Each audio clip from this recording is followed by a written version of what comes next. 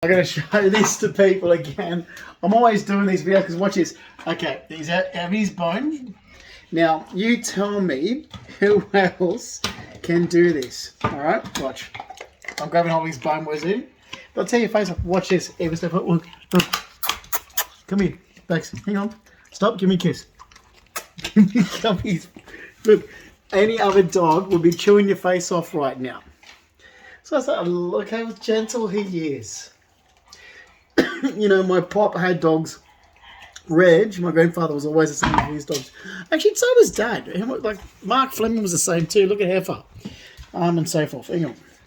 Here's the Murray. Here, watch this. Come here. Look, see? And he's got his bone. Now, any other dog would be chewing your face off. I've done much Baxter. So many videos. Oh, here's some Murray. Here. There's actually one back when I was still looking pretty sexy and muscly. Back in 2018. And I'm laying on the floor. And I'm holding Baxter's bone. He's just laying over me, chewing his bone. Here, hold that, Murray. There you go. Oh, yeah. Oh, I love him. Oh, look at Vice. I mean, just beautiful. And they're city dogs. Look, it's cruel to ever put the English Bull Terrier breed in their country. Like I said, they're not working dogs. They're not, you know, you wouldn't put a town dog in the country. He's a city dog. The city dog in the country. He's and they're bred from my breed of dogs. God, used to have terriers growing up, and the purebreds are just, you know, they get. Look, as soon as he goes out, he'll get the rash, the skin problems. They're great social dogs. I love the breed. I'm always going to promote the breed and the purebred, not the mixed, but the people only mixed breed the purebred English Bull Terriers to breed the problems out. So the problems are they have bad hearts, bad breathing, bad knees, bad hips. So they're no good for endurance, no good for long walks. They have bad skin rashes. They're allergic to the outdoors. They have to be on anti-allergy tablets during summer and spring and so forth. So, but they've got the most beautiful city nature. So they just want to laze around the apartment. And to make them walk, they're not good walkers.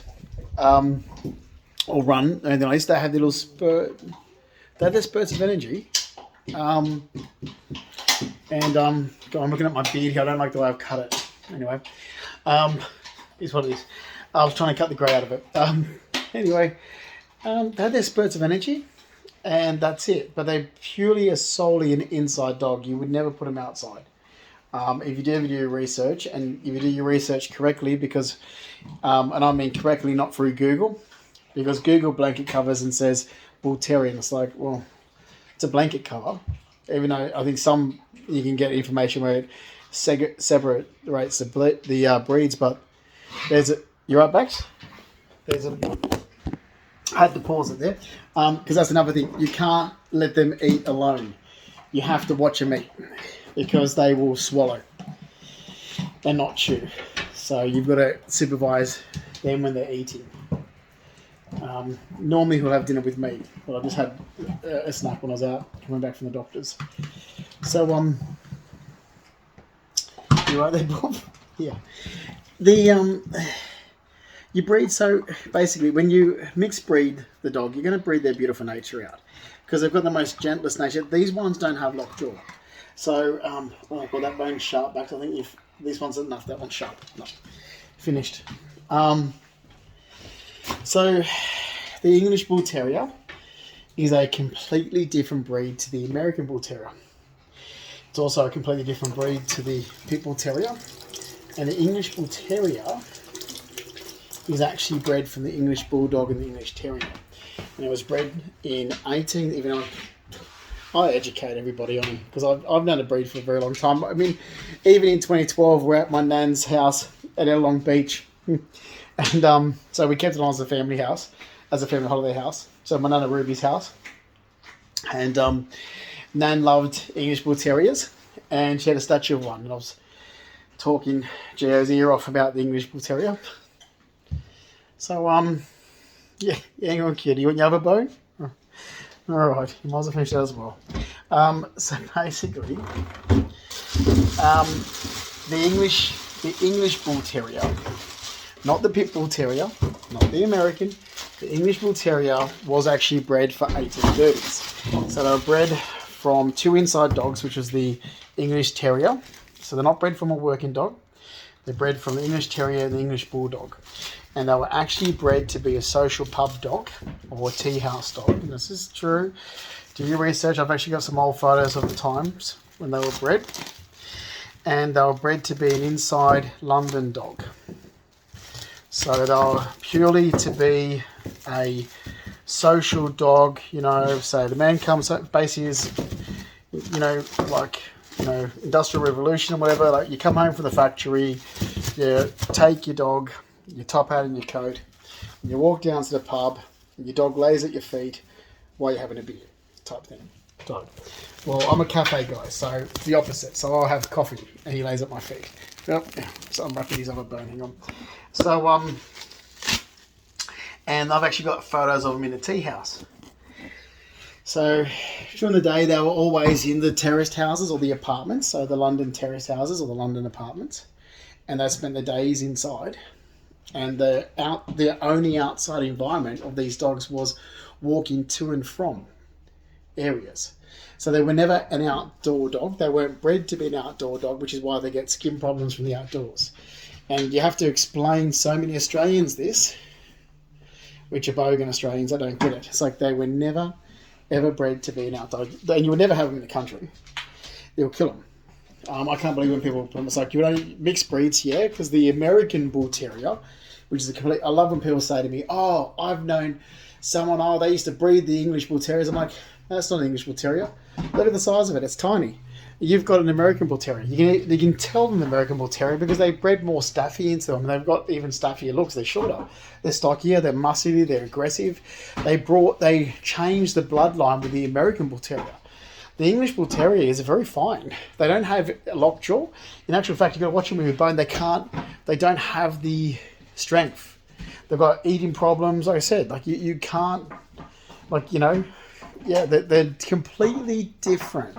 So I've had so many people come up to me that they know it all. I'm like, everything you've just said relates to an American Bull Terrier, which is a completely different breed to an English Bull Terrier. I have an English Bull Terrier, and I know the English Bull Terrier very well. And I love when other people come up and they go, oh yeah, my friend had a black one or a brindle one. I'm like, they were only come out, the English were only white.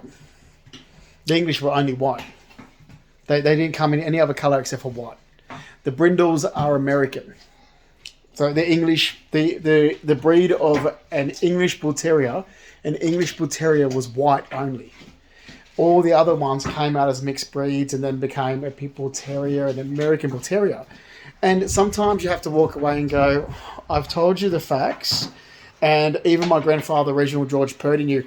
In the back room, in the harness room, or the back of the house, it used to be Marianne's bedroom, and then it became the family room after Pop died and so forth. Like, so, you know, there's at the back of the house, when Pop had as a harness room, or when he used to fix gear in it after Marianne moved out, and he converted her bedroom into a sewing room, basically. If you walked into that room, in the doorway, to the left-hand side was a massive big black filing cabinet. On top of that filing cabinet was a whole heap of books on horses and dog breeding. And he had ones on terriers. He had ones on greyhounds as well. But if you look, so the old English dogs, these were meant to be fine dogs. These weren't meant to be out there roughing it. These were meant to be, I'm dressed in my best clothes and I'm strolling down with my dog down to the pub. And he's going to lay at my feet and I'm having a drink. They're not meant to do anything else except to be with their owner. And that's it. So so if you get these breeds, and the worst thing too, when people put them outside, it's like, okay, well, the dog's going to go of cancer like that. They're prone to get skin problems. They're prone for cancer. Like really, in summertime, they overheat. Oh my God, did I overheat? They overheat in summer, so I keep the apartment cool. And we go out for nice, evening strolls. They overheat, they get skin problems, get skin infections. Why would you put a dog that even gets follicle hair infections or grass seed infections? And as soon as they get an infection, that's the thing. You can't leave it in the backyard once the infection takes hold, for example, I'll watch him. Once he starts getting hives, within a couple of days, those hives will turn into an infection. He's got to go on antibiotics. And that's what they are. You know, I've had people have the breeder dog and they're like, oh yeah, but it died at this age. I'm like, it died at 6? They live to 16 or 18. And I've had people go, oh no, rubbish. I'm like, no, true. Where'd you have it? Outside in the kennel? Well, they're not bred to be outside in the kennel. They're bred to be inside on your sofa. And they were bred to be inside on your sofa back in the 1800s. Because that's what they were. They were laying around. They were with the household. They were with I've got some great photos of these fabulous women with these dogs. I've also got some great photos of the men in their jockey caps and their top hats. They were a gentleman's dog. They were a show dog, almost like having a really good, fine horse that you would show in competition and type thing. They were never, ever meant to be a dog, to be a working dog or an outside dog. That's not what they're bred for. And they're a typical, like you have a look at it. It's such a typical London looking inside dog. You know, and it's something that Australians or other people, even in America, because America has the American Bull Terriers, it's something that they need to get used to the fact that, you know, you don't look at a height of a dog or the size of a dog and determine where that dog should be. Good example of that is small dogs like Fox Terriers, for an example, are working dogs. They were to get the rodents. So they have more energy. So they need a backyard because they're a Fox Terrier. An English Bull Terrier it's not a Pit Bull Terrier, it's an English Bull Terrier. They're meant to be a social dog. Like, as in, go out to the pub or go to the coffee shop with them. They're an inside dog and they sleep like over 12 hours a day. Kid you not. They're not made for endurance, not made to go for jogs with. Don't ever take him for a jog. Oh, the poor things. They don't have the movement. The guy I brought him off when he was a 1-year-old, I'm going to leave the video there and say this, but the guy I brought him off when he was a 1-year-old, oh my God. He jogged him. He was literally jogging him and he was dragging the dog behind. Now, I've sort of had to run up with my dog when I'm trying to hurry home or something, and you can see him trying to move. They don't have movement. They don't have the joint movement that other dogs do. You can see working dogs. You go and look at a Kelpie. That Kelpie is a working dog. The bones, the joints, the way it moves like a working dog. Okay? An English Bull Terrier doesn't move like a working dog. It moves like it swags. It suaves. It's minces. It can't move to get speed. It prances. If you ever watch them run around, they'll prance like a deer. They will leap from one spot and then they'll jump and leap from another spot because they don't have the ability to run and move like a working dog does. So that's what you've got to look for when you look at dogs. I mean, you couldn't do it. The most cruelest thing for an English Bull Terrier is to have them outside. And even if you do check, I've got some documents on them, it actually says that they do better inside and live longer. Well, that's what they're bred for. I'll leave it there. But I would talk, because I will just talk people's ear off about them. The same as when I was a kid, I used to talk my ear off about people's ear off about the Fox Terrier that I had. You know, we had Fox Terriers, we had Jack Russells. Hey, when I was a little kid, I still remember very vaguely, we had a pit bull. Oh, see, that's the thing. My mother and my sister looked at him and they go, oh, they're the ones. I'm like, oh, shut up, Amanda. Shut up, Carol. Oh, God. Let me tell you quick before I finish this video. So, yes, when I was about 4 years of age, Dad had a pit bull. Okay. That's a pit bull, not an English Bull Terrier. Now, Mum's like, oh, yeah, we had one of those and we gave it to Reg because it kept nipping you. I'm like, well, of course, a pit bull terrier as a pup's going to nip us when we're little kids. But I still remember it. I still remember calling over the pit. I still vaguely have that memory of the pit bull. And then Miriam Mahowski, my auntie, actually turned around. She goes, oh, Ian Scholback had one of those. I'm like, Ian Scholback had... No, Ian Scholback had a pit bull. Used to chew the back of the car. I'm sure it was English Pit Bull Terrier because it was more stocky. Vaguely remember. Oh, look, like I said, I've said in other videos. I remember the time he was in court over his dog, and he spent $2 million. It was Mum's boss as a barrister sitting. It was like an uncle's boss when we were younger. And he spent $2 million on this massive big fence around their place in David Street in Clifton Gardens. And he went to court, and the magistrate said, "Oh, so I'm told you've put a fence up around your property now to keep the dog in." And he goes, "No, that's to keep you out." Or he said, "To keep you effers out." You'd never. Okay, I love when all the new people in Sydney now thinks the way they think. Okay, but they're not from Sydney. You can say they're not old school Sydney. Old school Sydney was fist fighting and swearing. And I'm talking about the old school city people. Ian Scholback, I think his children will be still alive. I haven't seen his children for a long time. The last time I saw his adopted son, Brendan Scholback, was back at his mum's funeral in 2005 at Diane's funeral in 2005 around October. But Ian used to swear from one. You could hear him, like you could almost hear it, like if he was going off his head. I swear that's where I get it from. You go and you could hear him yelling and screaming from David Street, Clifton Gardens, all the way down to Mosman Mules. I kid you not. You'd be like, "Oh God, Ian's going off. What happened? Who pissed him off?" That's what that's what. Oh, who pissed Ian off? Oh shit! Don't I think Mum said did he throw an ashtray or what? And once I know, these were the days when they were great people in Sydney. Yeah, dying breed. Now it's all the wankers that moved into Sydney. The old Sydney people Ian Scholback. I'm sure his kids will remember. I don't know if they remember me. They might remember Mum because Mum taught them to ride horses. Well, I know Mum taught Brendan Scholback to ride horses. Mum also taught John Smarl's son from Family Boats to ride horses. But those were the rules, Sydney people, not like the people that live in Sydney today that are so scared and timid. It's like, well, why'd you move to Sydney? Why'd you move to Sydney? Go to Adelaide if you're going to be scared and timid, mate. Like, seriously, you wouldn't want to have been knocking around my grandfather, Reg, scared and timid. He'll tell you, they're old school people. And like my grandfather, Reginald George Purdy's born and raised in Balmain. I've said this before. His father, Keith's born and raised in Balmain, and so is his grandfather. And his mother, Lillian Steele, she's from Paddington. Not like he ever liked his mother. And like Pop said, Pop said she was from Paddington. I don't know for a fact, but I know for a fact that she died in Newtown. Pop always said, when you and your sister were born and you were transferred to the Camperdown Children's Hospital, well, that was the RPA. Amanda went to the Children's Hospital when she had open heart surgery, because Amanda had open heart surgery, but I stayed in RPA. And just down the road from there is where his mother, Lillian Steele, was still living.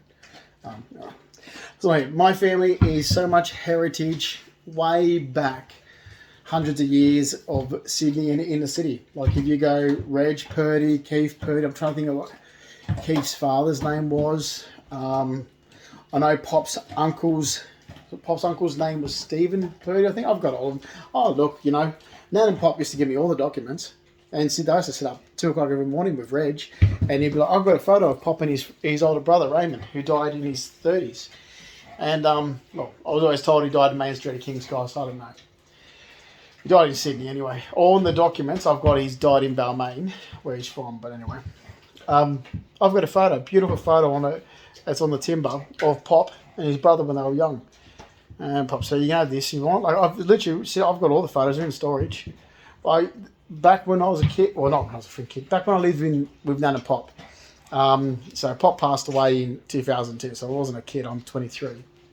But still a long time ago. 2002 is 22 years ago. And I used to get up. I'd be asleep in the bedroom down the end of the hall. And I'd hear Pop get up, walk down the hallway, put the kettle on, turn the TV on, and be up watching SBS, like soccer on SBS, or whatever's on, or tennis, Wimbledon, whatever. Or we sit up watching some funny international TV shows on SBS. Anyway, so I'll get up, walk down the hall, be 2 o'clock in the morning. There's a cupboard. So when you walk down the hallway, the end of the street, at the end of the hallway, you've got the lounge room. You turn around to the right-hand side where the kitchen is, and just before where the fireplace is, and the kitchen area, there was a long cupboard, and in the on the end door, there was chocolates and chips, Smith's chips, crinkle cut, those ones, and next to it in the middle cupboard was a brown box. In that brown box, it had family documents, family photos, everything. Pop. So he used to go and get a pack of chips. Go and get this. He goes, that box. He's that whistle for his teeth. The box. He pull that brown box. Come on, get that out. Bring it here. That's what he said. Bring it here. Sit here. And he starts pulling it out. He goes, oh, it's there. He goes, when I worked at White Bay, and as he starts telling me, also he goes, when I worked at White Bay, because he worked at down in White Bay in Jamoyne. And what was it? Oh God. Oh, he'll tell you, people like he used to go and enter and have boxing competitions with him, or he used to talk. He goes, the gangsters down there at White Bay Garage, the mafia at White Bay Garage, or what else he used to talk about? Sleeping under there at Jamoyne at the boat shed. He used to get up every morning and have a buttermilk pancake or something like, that was all he had for the whole day. He used to be off working. And he thought he won the lottery when he married my grandmother Lola, because she went to ladies' college. Literally, and that's why my poor grandfather always wanted his daughters to turn out like his wife's family, and unfortunately they turned out like his family, he used to say.